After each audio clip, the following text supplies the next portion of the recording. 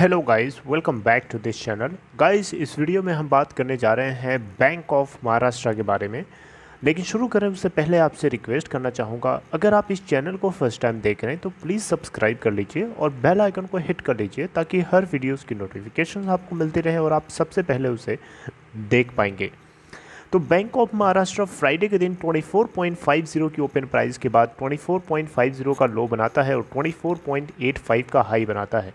24.05 का इसका closing price है, जो कि आप देख सकते हैं 2.83% डाउन क्लोज होता है। 88,22,796 टोटल वॉल्यूम ट्रेड करता है एनएससी के ऊपर, आउट ऑफ विच डिलीवरी है 28%। बीएससी के ऊपर अगर आप देखें तो 6,87,105 टोटल वॉल्यूम ट्रेड हुआ, जिसमें से 42.09% की डिलीवरी है।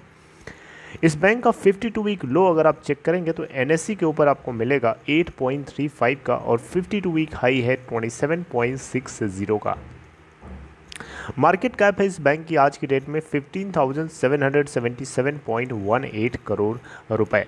देखिए, बैंक ऑफ महाराष्ट्र को भारत सरकार प्राइवेटाइज करेगी या नहीं करेगी, इस बात की गारंटी नहीं है, लेकिन इस बात की तो गारंटी है कि bank of Maharashtra PCA framework के अंडर में डाला गया है और इसको बाहर निकालने के लिए भारत सरकार कुछ भी कर सकती है, क्योंकि भारत सरकार ये चाहती है कि इन बैंक्स के ऊपर इतनी कैपिटल खर्च किया जाए कि ये पीसीए के फ्रेमवर्क से बाहर आकर के अपना बिजनेस अच्छे से करने लगें, ताकि इनकी बैलेंस शीट क्लीन दिखे, ताकि ये ज़्यादा से ज़्यादा इन्वेस्टर्स को अट्रैक्ट करें। देखिए, कोई बैंक, चाहे वो हम बैंक ऑफ महाराष्ट्र की बात करें, चाहे यूको बैंक की बात करें, चाहे सीबीआई की बात करें, चाहे हम इंडियन ओवरसीज़ बैंक की बात करें, या चाहे कोई और बैंक ही क्यों ना हो, अगर इन बैंक्स की बैलेंस शीट अच्छी होगी, बैंक्स का पोर्टफोलियो अच्छा होगा, तो डेफिनेटली ये इन्वेस्टर्स को या बड़े बड़े जो प्राइवेट पार्टीज़ हैं उनको अट्रैक्ट करेंगे, ताकि इनकी बिडिंग जो है ज़्यादा से ज़्यादा वैल्यूएबल हो। और सरकार यही चाहती है, क्योंकि सरकार को पैसे चाहिए। सरकार को क्या चाहिए? सरकार को पैसे चाहिए, और सरकार को पैसे तभी मिलेंगे किसी बैंक से जब उस बैंक का पोर्टफोलियो अच्छा होगा। बैंक का पोर्टफोलियो गंदा होगा तो सरकार को कम वैल्यूएशन मिलेगी, जो कि सरकार बिल्कुल नहीं चाहेगी। ऑलराइट, इसी के चलते मैंने आपको बताया था कि सरकार जो है 14,000 करोड़ रुपए के आसपास जो है अमाउंट इन चारों बैंक्स के अंदर जो है रीकैपिटलाइज कर सकती है। ध्यान दीजिएगा, बैंक को रीकैपिटलाइज किया जा रहा है, मतलब ये हुआ कि एक्चुअली में सरकार लिक्विडिटी पंप नहीं करेगी, बल्कि वो इनके बैलेंस शीट को क्लीन करने का एक काम करेगी। राइट, तो फिर भी एक तरीके से ये एश्योर किया जाएगा कि इनको आगे फ्यूचर में कैपिटल इतनी मिलेगी, ये इसका मतलब होता है। और ज़ीरो कूपन रूट के जरिए हो सकता है सरकार इन्फ्यूज़ करे। ये सारी बातें जो मैं आपको बता रहा हूँ, ये पहले मैंने आपको कभी बताया था, लेकिन इस बार मैं आपसे डिस्कस करूँगा एक बहुत ही अच्छी अपडेट, जिसको सुन करके आपको लगेगा कि हाँ, इस बैंक के अंदर फ्यूचर आने वाले टाइम में है। देखिए, बैंक ऑफ महाराष्ट्र के Q4 के अर्निंग्स रिलीज़ कर दी गई हैं। ये थोड़ा सा मैं आपको 1-2 दिन लेट बता रहा हूँ, वीडियो के माध्यम से आपको 1-2 दिन लेट बता पा रहा हूँ। नेट प्रॉफिट की अगर हम बात करें तो इस बैंक के अंदर लगभग पहले के कंपेयर में 3 टाइम्स ज़्यादा प्रॉफिट देखने को मिला है। जी हाँ, 165 करोड़ का नेट प्रॉफिट इस बैंक को इस क्वार्टर के अंदर, यानी Q4 2021 के अंदर मिला है। देखिए, state own bank of Maharashtra, आपको पता है ये भारत सरकार के द्वारा ओन किए जाने वाला बैंक है। लगभग 3 गुना से ज़्यादा इसको प्रॉफिट देखने को मिला है इस Q4 के अंदर, और इसके पीछे की जो वजह बताई जा रही है वो ये है कि जो नेट इंटरेस्ट इनकम है उसके अंदर बैंक को ग्रोथ देखने को मिली है। इसके अलावा इन्होंने कुछ अकाउंट्स को राइट ऑफ कर रखा था, उन सभी अकाउंट से भी इनको रिकवरी होती हुई दिखाई है।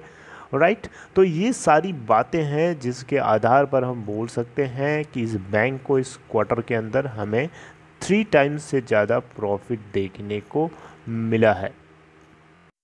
प्रीवियस ईयर के सेम क्वार्टर में, यानी Q4 फिजिकल ईयर 2020 के अंदर अगर आप देखें तो इस बैंक को 57 करोड़ का मात्र प्रॉफिट हुआ था, और आप देख सकते हैं आज 165 करोड़ का प्रॉफिट है। कहाँ था, कहाँ चला आ चुका है, आने वाले टाइम में कहाँ पहुँच चुका होगा डेफिनेटली, क्योंकि फ्यूचर के अंदर संभावना इसकी है कि इस बैंक को भी प्राइवेटाइज किया जा सकता है। किया जाएगा ये तो श्योरिटी वाली बात हो गई, लेकिन ऐसा मैं नहीं बोल सकता, लेकिन किया जा सकता है। अब ये कोरोना वायरस के चलते जो है सिचुएशन थोड़ी स्लो हो जाएंगी, क्योंकि कोरोना वायरस के सेकेंड वेव ने पूरे देश को हिला के रख दिया है। ये बात आपको पता ही है। देखिए यहाँ पे बैंक ने एक्सपेक्ट किया था, बैंक जो अभी भी एक्सपेक्ट कर रहा है कि ये अपने क्रेडिट बुक को 15% से ग्रो करता हुआ देखेगा इस करंट फिस्कल ईयर के अंदर, यानी फिस्कल ईयर 2022 के अंदर। ठीक है, जबकि लास्ट ईयर इस बैंक ने ये सोचा था कि 13% के हिसाब से ये ग्रो करेंगे, और ये आने वाले टाइम में हो सकता है इक्विटी को रेस करने की बात करें, क्योंकि अभी भी ये सोच रहे हैं कि इक्विटी को रेस किया जा सके ताकि क्रेडिट को एक्सपेंड करने में मदद मिले, सपोर्ट मिले। इक्विटी की जो साइज़ होगी वो बेसिकली रेस करी जाएगी फुल ईयर के लिए। जी हाँ, the size of equity raising for the full year has not been firmed up, while the bank's board has created an enabling resolution to raise up to 5,000 crore। देखिए bank यहाँ पे 5,000 करोड़ रुपए के amount को race करने के लिए एक इनेबलिंग रेजोल्यूशन पास ऑन करेगा जल्दी ही, और यहाँ पे इक्विटी को ये रेस करेंगे ताकि इनको पूरा सपोर्ट मिल सके अपने क्रेडिट एक्सपेंशन के प्रोफाइल को मेंटेन करने के लिए। ठीक है, और इन्होंने जो भी इनके पास एडवांसेस थे पोर्टफोलियो के अंदर वो इस क्वार्टर के अंदर निकल के आते हैं 1.08 लाख करोड़ रुपए का। बैंक के जो मैनेजिंग डायरेक्टर हैं एएस राजीव, इन्होंने एट्रीब्यूट किया कि ये जो शार्प राइज हमें नेट प्रॉफिट में देखने को मिला है ये ऑल राउंड परफॉर्मेंस की वजह से है। जी हाँ, सिर्फ और सिर्फ अकाउंट के राइट ऑफ अकाउंट से रिकवरी की वजह से नहीं है, बल्कि ऑल राउंड परफॉर्मेंस की वजह से है। यानी बैंक को अलग अलग फ्रंट से गेन हुआ है, जिसका हमें नेट सम होकर के नेट प्रॉफिट ज़्यादा देखने को मिला। इनका यहाँ मानना है कि जो कोरोना वायरस की सेकेंड वेव है पूरे देश के अंदर एक सीवियर स्ट्रक्चर क्रिएट करके रख दिया है, जैसा कि पिछले साल किया था। बल्कि पिछले साल का जो मोर्टैलिटी रेट था इतना ज़्यादा नहीं था, जबकि इस बार इतना ज़्यादा है। लोगों की डेथ हो रही हैं, लोगों के डेथ हो रही है, जिसके चलते लॉकडाउन जैसी सिचुएशन क्रिएट हो रही है, इकोनॉमिक एक्टिविटीज़ डिस्टर्ब हो रही हैं, लोग बैठे हुए हैं कि इकोनॉमिक रिकवरी कवर होने में ज़्यादा टाइम लग सकता है। तो ये कुछ बातें हैं जिसको लेकर के सारे लोगों के बिजनेसेस इम्पैक्ट तो होंगे ही होंगे। यहाँ पे इकोनॉमिक एक्टिविटीज़ जो हैं प्लमेटेड हो चुकी हैं, क्योंकि लॉकडाउन को प्रोलॉन्ग किया जा सकता है। अभी आपको पता है ना, नेशनल कैपिटल न्यू दिल्ली के अंदर लॉकडाउन को एक्सटेंड करके 10 तारीख तक कर दिया गया है, 10 मई तक, और आने वाले टाइम में और भी उसमें एक्सपेंशन हो सकता है, क्योंकि सिचुएशन संभलने का नाम नहीं ले रही है अभी। इसके अलावा गाइस कुछ और पैरामीटर्स आपसे डिस्कस करना चाहूँगा। ऑपरेटिंग प्रॉफिट की बात करें तो 2.6 टाइम्स ग्रो कर गया है 1540 करोड़ रुपए, जबकि इससे पहले वाले ईयर के सेम क्वार्टर में 595 करोड़ का हुआ करता था।